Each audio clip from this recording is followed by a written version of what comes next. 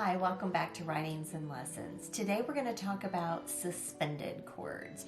Suspended chords falls into a category of music where the chords aren't absolutely necessary to play the basic arrangement or the basic tune of the songs, but the chords that we'll be talking about moving forward add a lot and makes the song sound nicer and a bit more complex. The harmonies are prettier and it just adds a lot, and it's basically the chords that you're used to hearing in the music that you listen to. Some things you can do to promote this channel is hit the like button if you like the content, and I will continue to teach lessons similar to this. Subscribe to the channel. All those things help promote the channel to get the word out. My goal here is to make sure that anybody who wants to play piano or keyboard has an opportunity to learn, regardless of where they live or if they have the funds to see a piano teacher. So let's get started and learn about suspended chords. Before we play the song, I want to introduce the chart to you. This is a song that we've used in previous lessons. The point is that almost any song can be played with a variety of arrangements. So I've written this arrangement to have a sus chord in it so that we can play a sus chord. So as a reminder, the chart has 3 beats. It's in 3/4. Which means that every bar and measure gets 3 beats. So 1, 2, 3. This measure and this one, it was discussed in a previous lesson. And what it means is the number on the top of the line is the chord that you play with your right hand.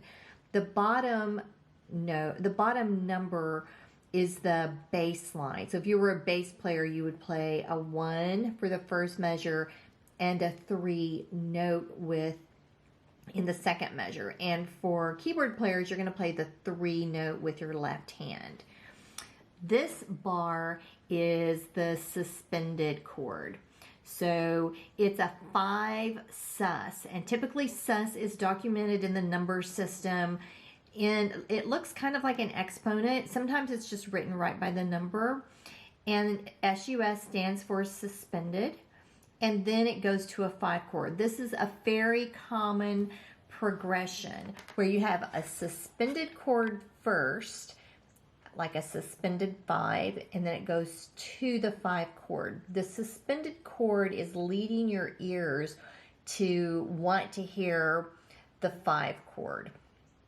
And then the song continues with, again, 3 beats in each measure.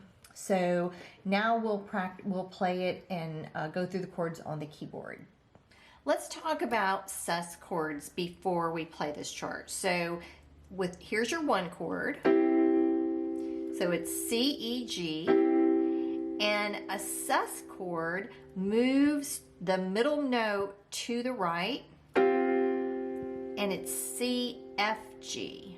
And so when you listen to it, your ears are wanting it to resolve back to the 1 chord. So 1 sus, C, F, G, you're moving this middle note in the chord to the right. 1, 2, 3, 4, however long you're playing it in the chart.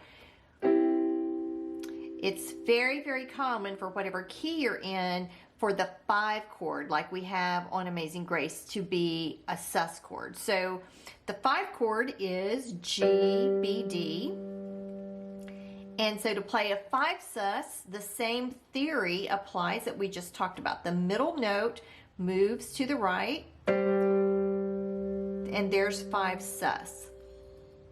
And again, your ears are wanting to hear it resolve. 1, 2, 3. Now we're going to the 5 chord. Again.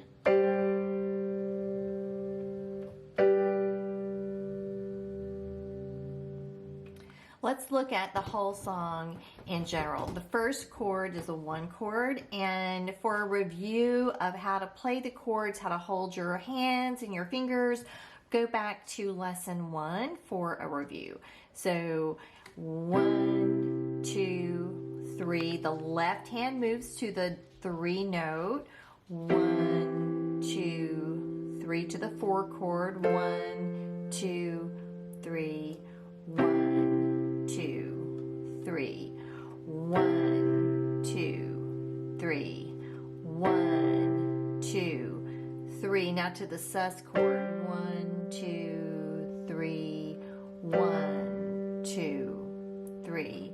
1, 2, 3. 1, 2, 3. 1, 2, 3. 1, 2, 3. 1, 2, 3. 1, 2, 3. 1, 2, 3. 1, 2, 3. We're going to play the song one last time with my daughter singing the vocal, and I'm going to use the metronome, which is a free app on my phone. We're going to use 3/4, and the tempo is 64. 1, 2, start.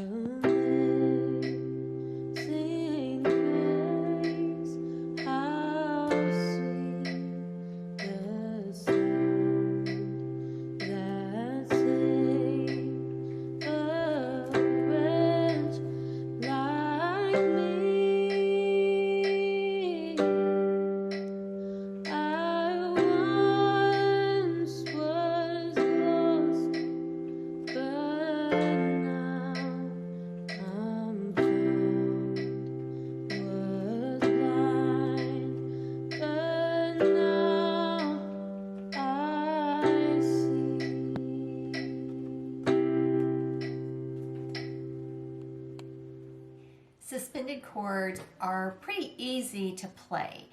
Basically, again, you're just looking at your chord and then moving one note.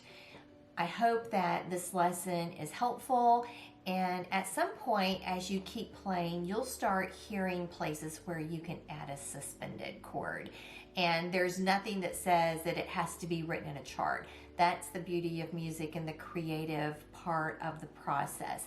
As you hear music, you'll think, oh, I want to try this.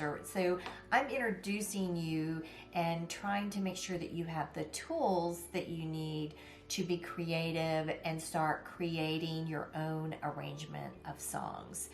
Remember that if you have questions or you're feeling stuck about anything, you can reach out to me in the comments in this video, and I may be able, it may be something that can be adjusted, or I may be able to help you in a quick response to your comment. I'm also happy to respond to an email if you have questions and you want to send me an email at writingsandlessons@gmail.com. Also, I am available for Zoom lessons if you want to start weekly or bi-weekly lessons, or if you want to just schedule a one-time lesson if you want to make sure you're on track. All of those things are options that I am willing to where I'm willing to help if I can. So I hope you have fun practicing, and I will see you in our next lesson. Goodbye.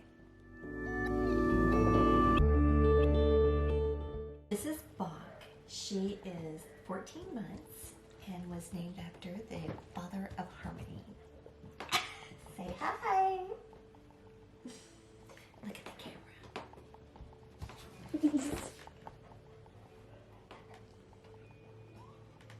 She's concerned. Okay. That's all. Are you camera shy?